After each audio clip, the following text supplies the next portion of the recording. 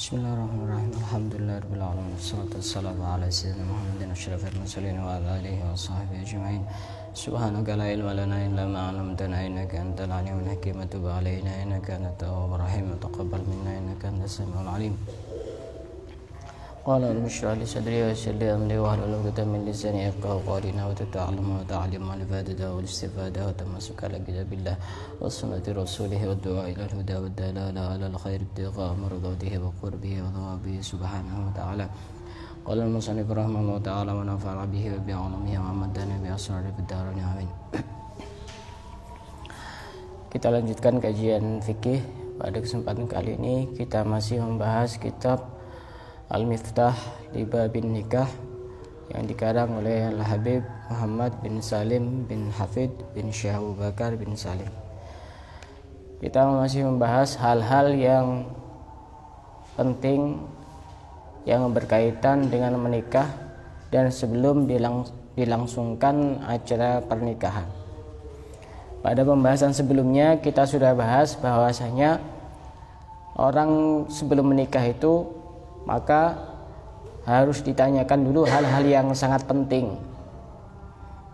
Apa hal-hal penting itu? Yang pertama, baik itu yang menanyakan itu walinya maupun orang yang dipasrahi untuk mengurusi pernikahan anaknya, baik itu wali maupun petugas KUA maupun yang lainnya, maupun wakilnya, wakil wali. Itu harus tanya kepada yang bersangkutan atau kepada keluarganya hal-hal yang penting. Pertanyaan pertama apa? Tanya dulu apakah dia perawan atau janda. Yang disebut perawan adalah orang yang tidak hilang selaput keperawanannya disebabkan karena wati, atau dia hilang selaput keperawanannya tapi dengan tanpa wati, maka itu juga disebut perawan.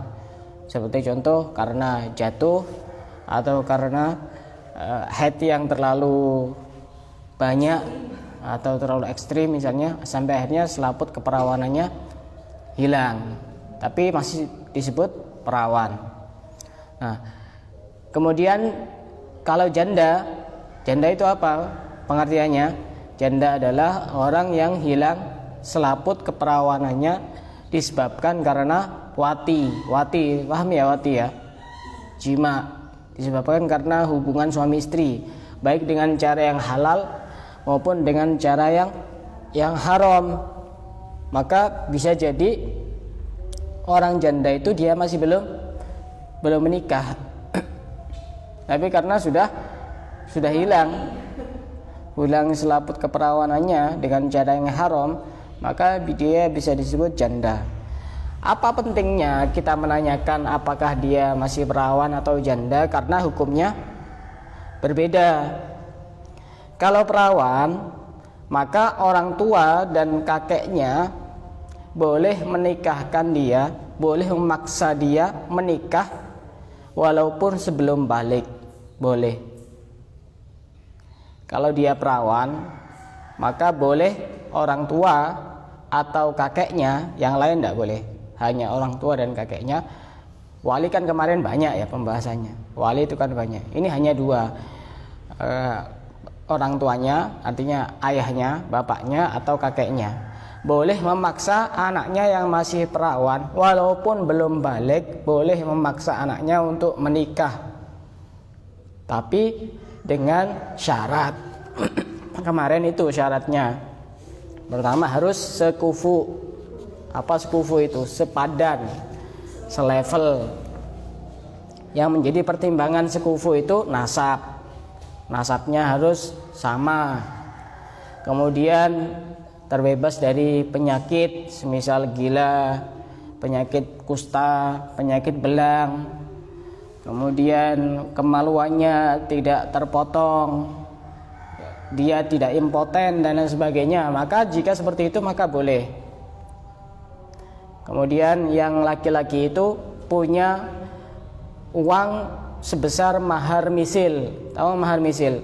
Mahar standar.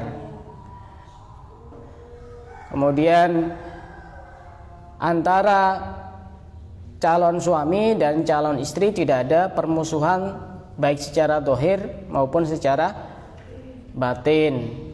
Kalau ada permusuhan maka tidak sah. Ini namanya syarat sah ini. Jika ini tidak terpenuhi maka tidak sah. Dan yang keempat, antara calon mempelai putri dan walinya, ayahnya ataupun kakeknya juga tidak ada permusuhan secara dohir saja. Permusuhan secara dohir itu yang banyak diketahui oleh kebanyakan orang. Itu namanya 4 syarat ini harus terpenuhi ketika orang tua mau maksa anaknya untuk menikah. Itu namanya syarat sah. Kalau tidak terpenuhi maka tidak sah. Kecuali misalnya anaknya mau, ya tidak apa-apa. Nah, kemudian ada syarat yang berikutnya yang belum kita bahas. Syarat yang berikutnya ini ada namanya syarat jawazul iqdam. Syarat jawazul iqdam itu artinya kalau syarat ini tidak terpenuhi, akad nikahnya tetap sah, hanya saja berdosa. Yang barusan, kalau syaratnya tidak terpenuhi, maka akad nikahnya tidak sah dan berdosa. Itu syarat sah namanya. Yang ini syarat jawazul iqdam. Jika syarat ini tidak terpenuhi, maka akad nikahnya tetap sah dan dia berdosa. Apa syarat yang berikutnya? Yang pertama, alla yang khusus sadaqu an mahril misli. Mas kawin yang diberikan itu tidak kurang dari mahar misil. Mas kawin yang diberikan tidak kurang dari mahar misil. Contohnya begini. Misalkan ada si fulanah. Dia punya kakak. Maharnya dulu, mas kawinnya dulu waktu nikah itu 1 juta. Nah, ini laki-laki yang mau menikahi keluarganya dia, fulanah ini, maka mas kawinnya tidak boleh kurang dari 1 juta. Kalau kurang dari 1 juta bagaimana? Akad nikahnya tetap sah, tapi dia berdosa. Nah, ini namanya syarat jawazul iqdam. Walaupun syaratnya tidak terpenuhi, tetap sah, tapi dia berdosa. Paham ya? Kayak kemarin itu kan punya, yang laki-laki harus punya uang sebesar mahar misil. Kalaupun nanti pada saat akad nikah yang dikasihkan cuma kurang dari mahar misil, ya tetap tidak apa-apa, tetap sah akad nikahnya, hanya saja dia berdosa. Atau kalau ini calon mertuanya berbaik hati, kasih sumbangan. Misalnya dia cuma punya yang akan dikasihkan 500.000, ini saya kasih 500.000, nanti mas kawinnya kamu kepada anak saya 1 juta, itu juga tidak apa-apa, dikasihkan sebelum akad nikah. Nah, kemudian yang berikutnya, mas kawin itu harus kontan, tidak boleh dicicil atau dihutang. Bagaimana kalau dihutang? Yang kita bahas ini yang tadi itu ya, yang perawan tadi itu ya. Yang kita bahas adalah yang perawan tadi itu. Bagaimana kalau anak perawan dipaksa orang tuanya menikah, kemudian ternyata mas kawinnya dicicil atau dihutang? Bagaimana? Akad nikahnya tetap sah, tapi dia berdosa. Dia berdosa. Boleh-boleh saja, tapi belum pernah menemukan saya. Tapi secara fikih boleh-boleh saja. Kan biasanya dengan mas kawin uang 1 juta rupiah dibayar tunai, kan begitu. Kan belum pernah ada dibayar cicilan, kan belum ada. Nanti orangnya mencicil matanya. Boleh-boleh saja secara fikih, tidak apa-apa. Dicicil atau dihutang juga boleh-boleh saja. Syarat yang ketiga, ayyakuna min naqdil balad. Mas kawinnya harus dari mata uang setempat. Kalau Indonesia apa? Rupiah. Maka misalnya ada orang Indonesia yang masih perawan dinikahkan sama orang tuanya, anggap saja sesuai dengan syarat tadi itu, sekufu, kemudian tidak ada permusuhan dan lain sebagainya. Ternyata mas kawinnya dengan mas kawin uang $200 Amerika dibayar tunai, sah atau tidak sah? Sah. Tapi dia berdosa. Kenapa? Karena tidak sesuai dengan mata uang daerah setempat. Begitu. Tidak apa-apa, tetap sah akad nikahnya. Nah setelah itu paham ya? Paham? Lanjut. Nah setelah itu, amma idza lam yakun laha abun wala jaddun falaysa li ahadin min sairil awliya ayzawijaha al bikru illa ba'da bulughiha wasti'danha wa yakfi fil idni sukutuha. Ketika orang tua, bapak atau kakek ini tidak ada, maka selain keduanya tidak ada yang boleh untuk memaksa kecuali setelah dia balik. Kalau sudah balik, apakah juga boleh dipaksa? Tidak boleh kecuali mendapatkan izin. Artinya dia mau. Jadi ini pertanyaan-pertanyaan yang sangat penting. Tanya dulu dia masih perawan atau janda. Setelah itu orang tuanya masih ada atau tidak, kakeknya masih ada atau tidak. Kalau bapak dan kakeknya tidak ada, maka wali-wali yang lain tidak boleh maksa. Misalnya dia belum balik, misalnya usia 14 tahun dan dia masih belum keluar darah haid, kan artinya dia masih belum balik. Tidak boleh ada yang maksa, satu orang pun tidak boleh ada yang maksa untuk nikah, kecuali dia sudah balik. Kalau sudah balik, itu pun jika mendapatkan izin dari yang bersangkutan. Kalau tidak mendapatkan izin sembarangan, maka tidak boleh. Yang boleh maksa hanya 2 orang tadi itu. Nah, kemudian izinnya perempuan yang masih perawan itu bagaimana? Wa yakfi fil idni sukutuha. Diamnya perempuan yang masih perawan adalah menunjukkan dia mensetujui dengan apa yang ditawarkan oleh walinya. Jadi misalnya, kamu mau saya nikahkan dengan ini, si fulan ini. Dia cuma diam.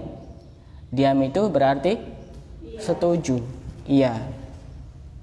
Karena memang perempuan itu malu, apalagi dalam hal urusan seperti ini. Atau misalnya dia menangis, menangisnya tapi hanya keluar air mata.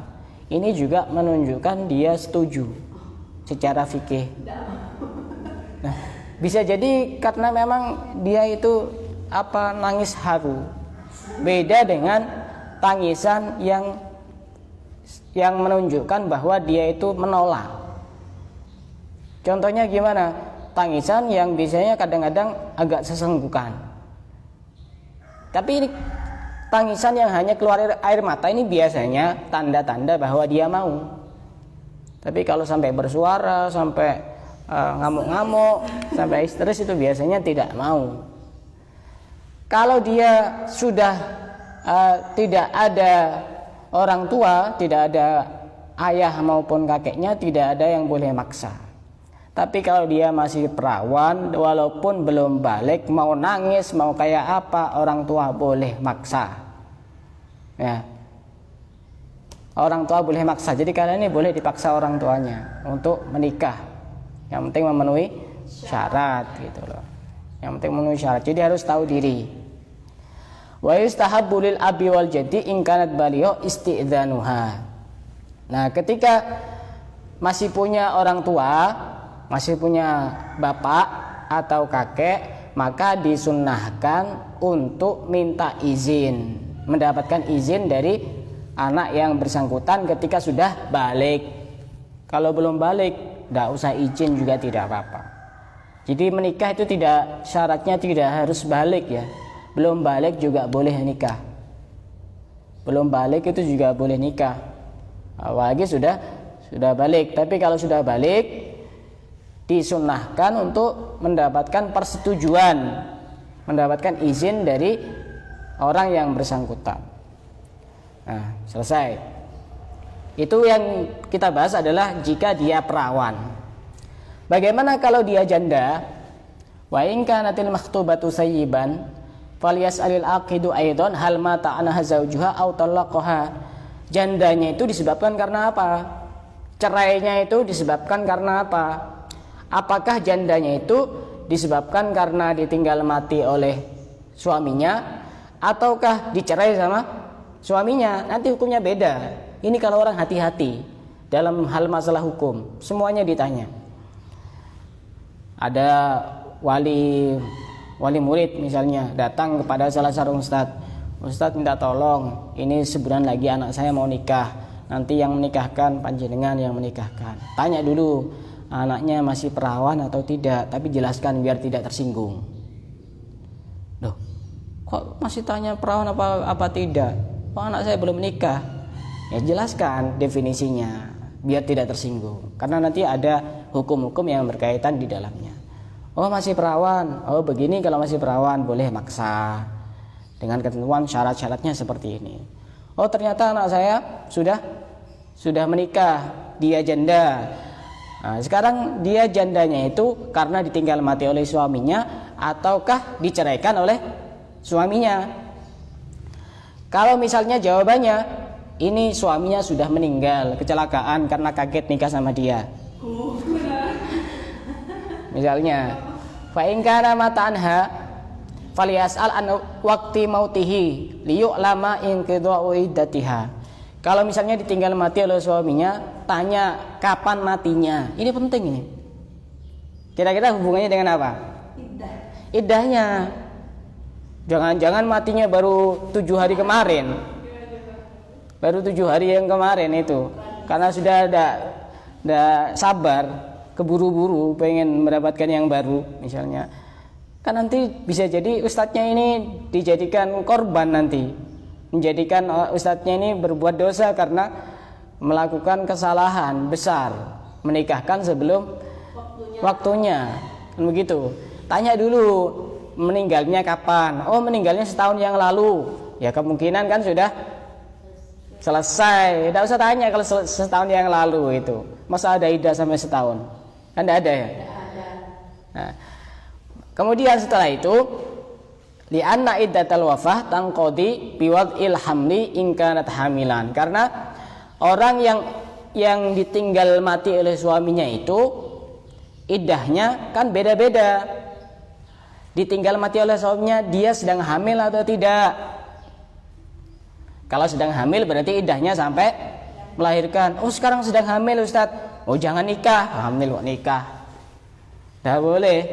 Harus nunggu sampai melahirkan. Ini nanti penting. Ustadz ini biar tidak sembarangan, asal datang aja kok kayaknya bawa amplopnya tebel itu. Langsung iya. Kalau dia misalnya tidak hamil, iddahnya berapa? 4 bulan 10 hari. 4 bulan 10 hari. Wa bi arba'ati asyhurin wa asrati ayyam lil hurrah in kanat hailan.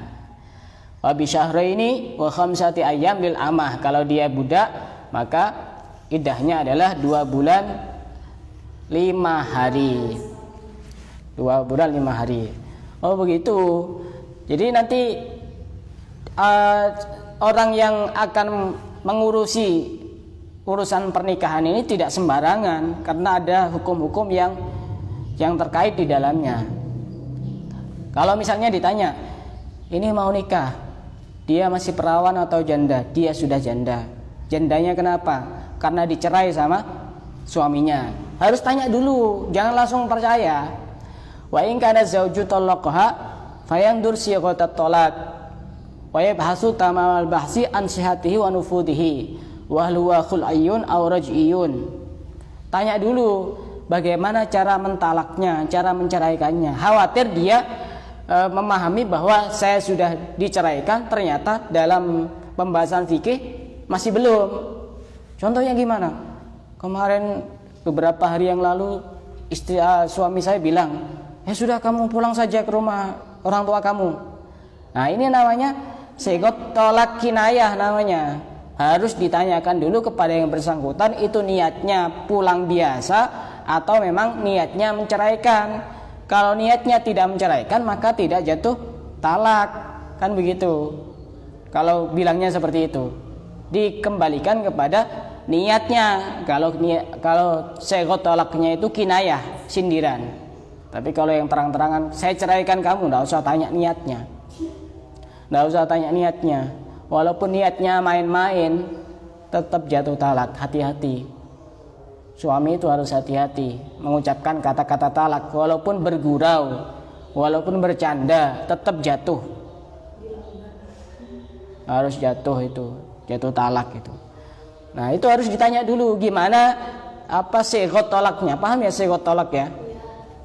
Tanya dulu.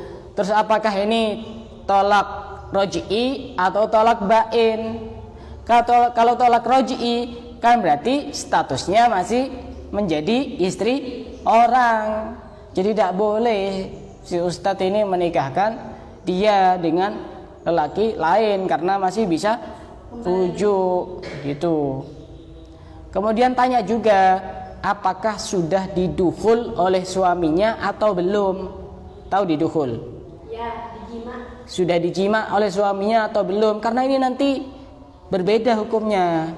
Kalau belum pernah dijima oleh suaminya, kemudian dia sudah diceraikan, maka tidak ada iddahnya. Kalau belum didukhul. Tapi kalau sudah didukhul, itu juga nanti dilihat-lihat. Kalau dia sedang hamil, maka iddahnya sama seperti pada saat dia ditinggal mati oleh suaminya, melahirkan. Kalau dia tidak hamil, dibagi menjadi dua. Pada pembahasan yang sebelumnya sudah pernah dibahas kan di kitab Yaqutun Nafis itu. Kalau dia itu orang yang masih haid, maka iddahnya 3 kali sucian. Atau dia itu bisa jadi iddahnya 3 bulan. Bagi siapa? Bagi perempuan dewasa yang belum pernah haid. Tapi ini jarang ya. Perempuan dewasa yang belum pernah haid, itu iddahnya 3 bulan. Atau bisa jadi ini perempuan nikahnya memang belum haid, dinikahkan. Mungkin saja kan. Kan tadi tidak harus balik kan. Jadi pas dicerai, kok kayaknya masih kecil, masih ingusan. Pas dicerai, iddahnya 3 bulan. Atau memang ini berlaku bagi perempuan yang sudah tua, yang sudah mencapai 62 tahun. Ini nanti iddahnya 3 bulan. Maka harus ditanya betul itu, karena nanti berkaitan dengan sah dan tidak sahnya akad nikah.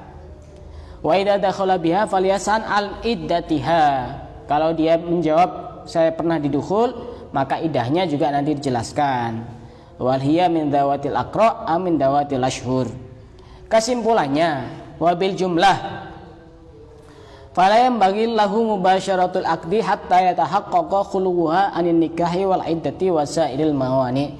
Kita harus memastikan bahwa perempuan yang akan dinikahkan itu statusnya bukan istri orang. Pertama, kemudian harus sudah terbebas dari iddah.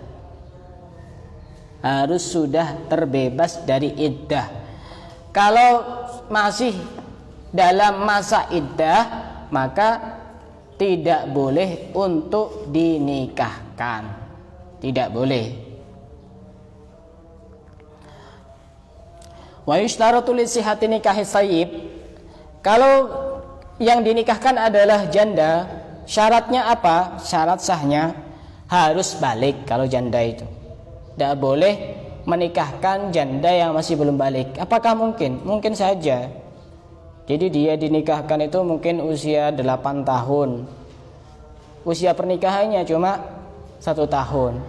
Dan dia masih belum balik. Maka untuk menikahkan janda itu harus nunggu balik dulu pernikahan yang berikutnya. Otomatis kan pernikahan yang kedua kalau janda. Kan begitu. Harus balik dan yang kedua harus mendapatkan izin. Nah, kenapa kok beda antara janda dengan perawan? Kalau perawan kan tidak perlu untuk izin kan ya. Kalau janda kok perlu izin karena janda itu sudah berpengalaman dalam mengarungi rumah tangga.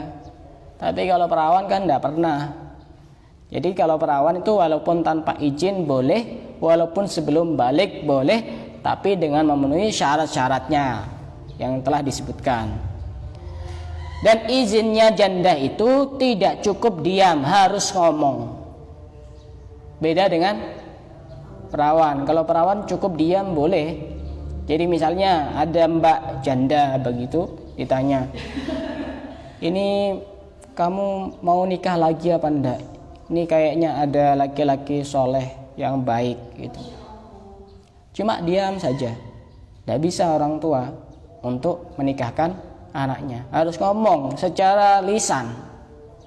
Harus ngomong secara lisan kepada walinya bahwa dia siap menikah. Iya, saya siap. Boleh kalau seperti itu. Boleh kalau seperti itu. Apalagi tambah-tambah siap gerak gitu. Berarti memang calonnya ini sangat sesuai dengan kriterianya. Ya. Bagaimana kalau ininya tidak bisa ngomong, bisu? Bagaimana kalau orang bisu?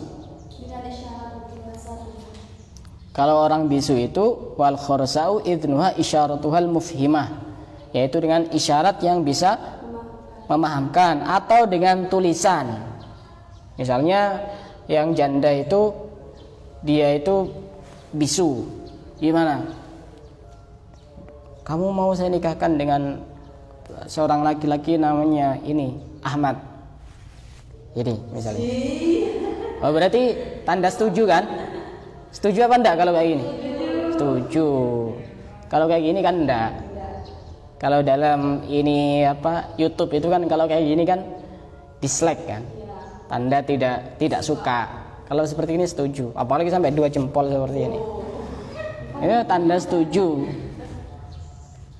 Jadi beda antara orang bisu dengan orang yang tidak bisu. Atau dengan tulisan.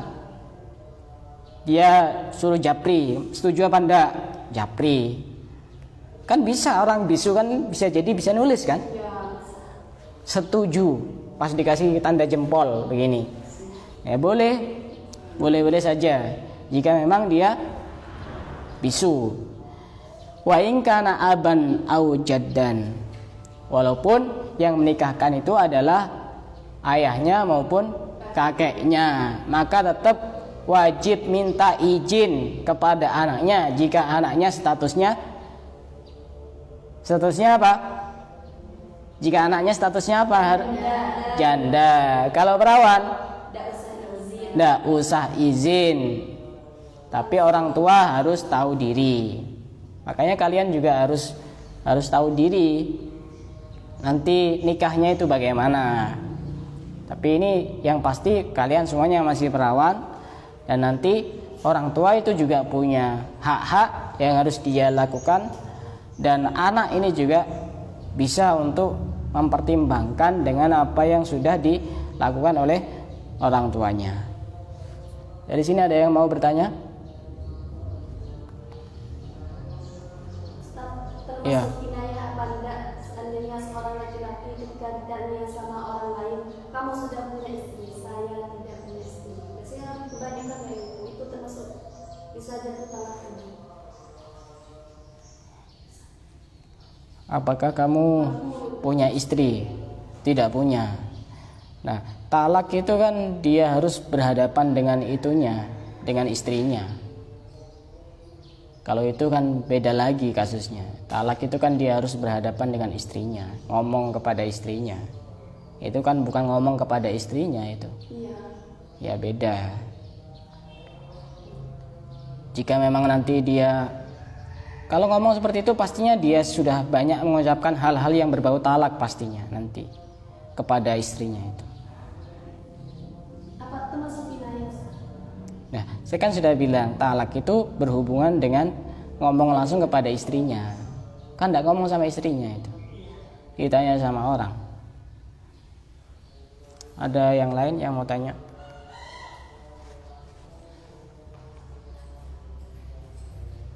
Tidak ada? Kalau tidak ada kita cukupkan sampai di sini. Wallahu a'lam bishawab.